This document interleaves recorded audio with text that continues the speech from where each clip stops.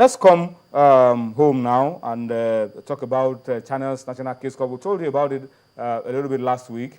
The Lagos State government is involved, but this story this time is just to also inform you that the defending champions of the Channels National Kids Cup, Oguningbe Primary School from Delta, motorists on long stretches queuing already for petrol. Enjoying the Everyone privileges of champions. To move around for their various businesses. Okay. But here in Lagos is an area not bothered about searching for the product, as there is enough to scoop from the backyard. Small beginnings. And now a thriving business for some. To think that the winner of the Channels Kids Cup is embarking on a tour like this, going to South Africa.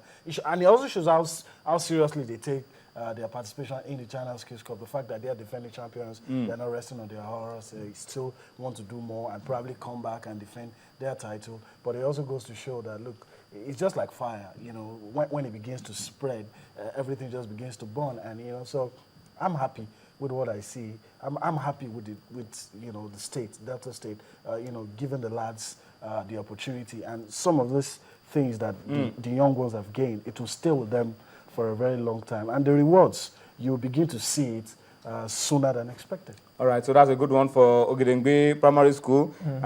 They will be taking part in a tournament organized by the South African Football Association, SAFA, and they will be playing against the under-13 team of Super Sports United, Islands United FC, and of course Alexandra FC.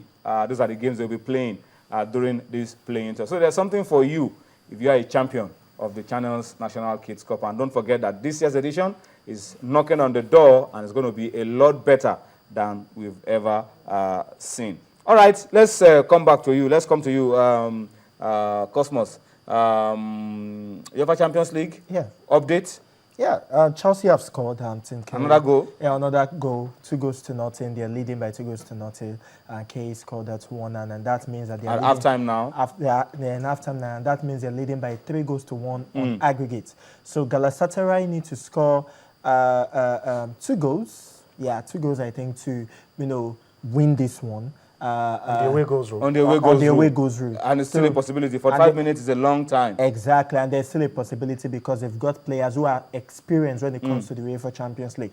And in the other game between Real Madrid and Schalke 04 is 1-1 there. Cristiano Ronaldo scored in the 21st minute. And Tim Hogland scored in the 31st minute. 10 minutes.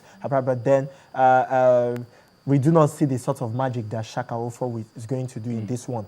It's 7-2 on aggregate on that one. And we can safely say that Real Madrid are in the next round of the competition. All right, tomorrow, Dortmund will be taking on Zenit St. Petersburg. 4-2 from the first leg. Looks like a done and dusted for Dortmund as well. Yeah. And then the one that everybody will be keeping eyes on tomorrow will be whether United can produce magic and come back from 2 goals down against Olympiacos to sneak into the round of 8 to get to the last 8. As far as I'm concerned, that Zenit game in their game against Borussia Dortmund, you have to consider the fact that Zenit have gotten a new coach who probably wants to, it won't be sitting on the bench tomorrow. Yeah, it may not be sitting on the bench tomorrow, but then so they want to play for this guy. It's too short a time for him to have impact. It's too short a time. They had their best chance when they played at home. At all. Yeah. And they didn't make it work. But okay.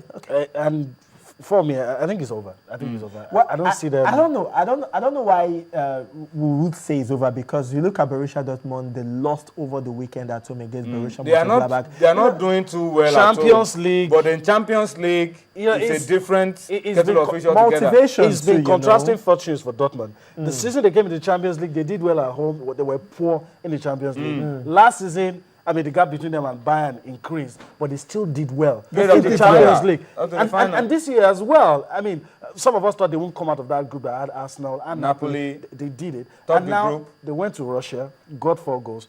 These guys have to score 3 unreplied goals. I don't see them happening in Dortmund. I see plenty of goals in that one. Things has happened. I can remind you. I can remind you of one that happened in 2005 between 2004 between Real Madrid and Monaco. It was 3-1 at the Santiago Bernabeu. There was also and Monaco went back home and won by 4 goals to 1. They were playing at home. Well, they were playing at home. This is somebody who came to your home at that time. So somebody came to your home and hammered you 4-2. Now you have to go there.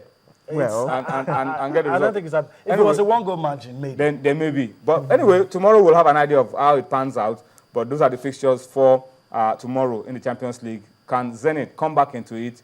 And can United produce magic at the Theatre of Dreams and still go through? Already, Theatre of Dreams is becoming a theatre of nightmares. Screams. I mean, for them. But let's see if they still have one more chance I think it's possible. of doing something this season. But let's come home now and talk about the impact of the UEFA Champions League on Nigeria. The sponsors of the UEFA Champions League brought the UEFA Champions League trophy to Nigeria, and the trophy stayed around for a number of days. But the interesting thing is that the governor of Lagos State, during one of the visits of the trophy to the governor of Lagos State, he told the sponsors that, look, I would like it if you can take this trophy to a school. Take it to a school. Let the kids, those who still dream about playing football, about one day when they will get to the highest level, have a feel of the UEFA Champions League. And guess what? They took the trophy to King's College. And you can see the King's College football team with their principal, the King's College football team here with the UEFA Champions League trophy. How much of an impact would that have, Yemi, on the future? And that's the principal and the management team with the trophy. Huge. It's going to have a huge impact. I don't want to call it brain drain, but look, these guys love European football more than their national teams. You'll be surprised a 6-year-old can tell you the first 11 of top European clubs without blinking. You know, and it just shows how interested we are, whatever the age, in European football. And it's only fitting that you have to take the trophy. It's going to be appreciated. Some of those kids took pictures and all that. They're probably going to hang it at the back of their rooms. You know, tell their kids when the trophy came to Nigeria. Particularly if they're able to live their dream. Exactly. And one day play up to the highest level as well. Some of them maybe get to play football professionally, and later on get to hold that trophy. You know, it's a moment to treasure. This is what I think. It will really motivate them. Covered an event sometimes last year called the Principal Cup that is being sponsored by a bank.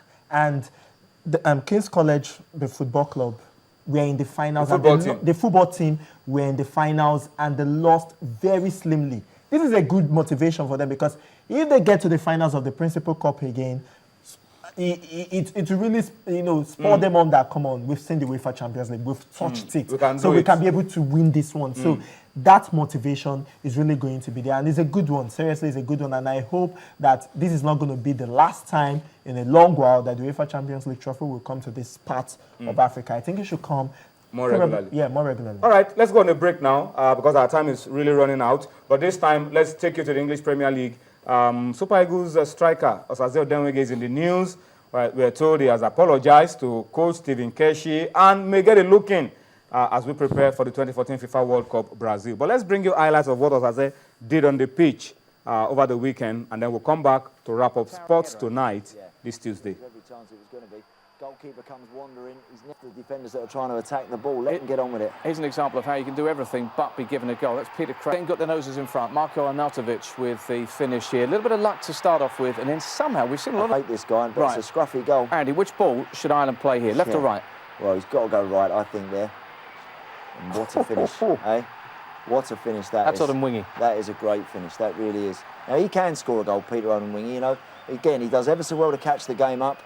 We've seen him cut inside on his left foot, and he can score goals in his Albion days, but hits that beautifully. I hate this guy, but it's a scruffy goal. Andy, which ball should Ireland play here? All right, so some highlights for you of how Peter Odenwege scored those goals for Stoke City, helping his club to a victory in the English Premier League. All right, let's bring you something as we get ready to wrap up the show tonight. What do you see on the screen? This is something really, really interesting. What can you see on the screen? That's a football team posing for group photo before a game. But there's something strange about the way they're looking. You hear me? Covering their heads with paper bags. And on top of those paper bags, you have signs of dollars and local currency, using that to cover their faces. What exactly are they trying to do? I don't see a better way to pass the message. You know, they say a workman is due his wages. These guys have not been paid.